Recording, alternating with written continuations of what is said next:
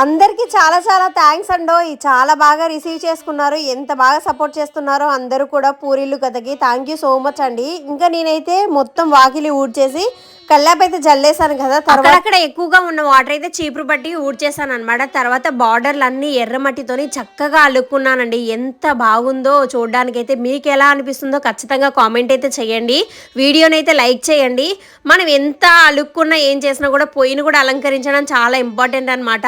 ఊర్లలో అయితే ఇలాగే చేసుకుంటాం కదా, మేమైతే ఇలాగే చేస్తాము. మీరు ఎలా చేస్తారో కూడా కామెంట్ చేయండి.